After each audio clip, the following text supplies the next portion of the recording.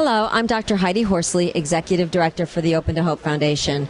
And I have here today Dr. Ronald Barrett, who is a professor at Loyola Marymount University in LA.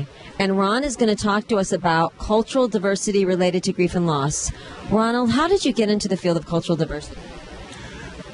I became interested in cultural diversity when I initially became involved in the work of thanatology by studying African American funeral rites and customs.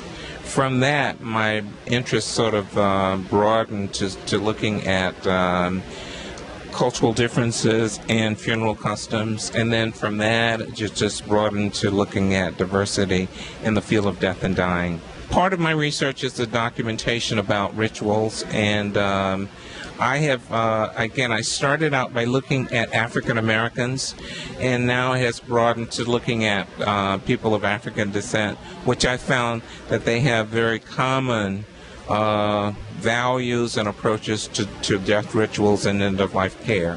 So there are, I think, tremendous similarities. And what I found is that by looking at many different cultures, what I found is that many of them have lots of similarities. Some unique, distinctive features and nuances, but to a great extent, there are a lot of similarities. And the differences are also very fascinating.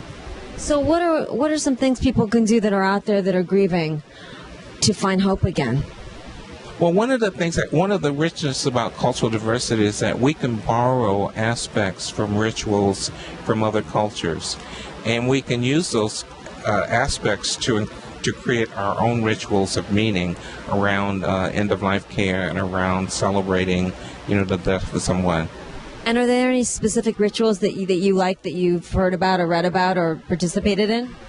For example, one of the rituals that was a tremendous blessing to my own family recently was I reflected on the Chinese cultural ritual of when someone attends a funeral, they give them a little red envelope with a piece of money and a piece of candy.